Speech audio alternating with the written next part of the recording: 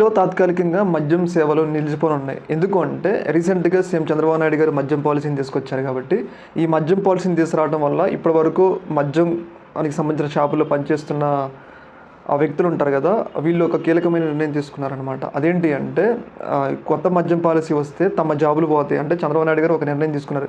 ఈ కొత్త మద్యం పాలసీలో ఇప్పటివరకు ఎవరెవరైతే మద్యం షాపుల్లో పనిచేస్తున్నారో వాళ్ళందరి జాబులు తొలగించడానికైతే ఆయన నిర్ణయం అయితే తీసుకున్నారు. అయితే ఈ సందర్భంలో వీళ్ళందరూ ఉంటారు గదా! ఈ యొక్క మద్యం షాపులకు సంబంధించిన ఉద్యోగులందరూ ఒక కీలకమైన నిర్ణయం తీసుకున్నారు. అదేంటి అంటే ఈ నెల సెప్టెంబర్ 7 నుంచి మద్యం షాపులు బంద్ అంటే పూర్తిగా బంద్ చేస్తున్నారు. ఎందుకు అంటే ఇలా జాబులు అంటే కొత్త మద్యం పాలసీ అక్టోబర్ 1 నుంచి ప్రవేశపెడతా అని చెప్తున్నారు కాబట్టి, ఒకవేళ ఈ యొక్క మద్యం పాలసీ ప్రవేశపెడితే తమ జాబులు ఎక్కడ పోతాయని చెప్పేసి వీళ్ళు చాలా భయపడుతున్నారు.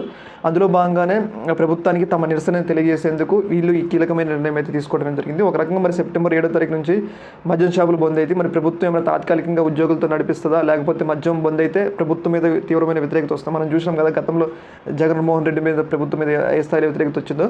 మరి ఈ యొక్క నిర్ణయంపై సీఎం చంద్రబాబు నాయుడు గారు ఎలాంటి నిర్ణయం తీసుకుంటారో మనకైతే తెలవాలి. ఏదేమైనా కానీ వాళ్ళు ఎప్పటి నుంచి కొనసాగుతున్నారు కాబట్టి వాళ్ళని కూడా కొనసాగిస్తేనే మంచిగా ఉంటుంది. ఎందుకంటే ఇప్పుడు ప్రభుత్వాలు మారినప్పుడల్లా ఉద్యోగాలు పోతే అంటే వాళ్ళు దాన్ని నమ్ముకొని తమ జీవనాధారం సాగిస్తున్నారు కాబట్టి ఇప్పుడు ఒక్కసారిగా వాళ్ళని తీసేస్తే వాళ్ళకి తీవ్రమైన ఇబ్బందులు జరుగుతాయి కాబట్టి ప్రభుత్వం కూడా వాళ్ళ మీద ఒక పెద్ద మనసు చేసుకొని వాళ్ళని కొనసాగించాలని చెప్పి మనం కూడా కోరుకుందాం.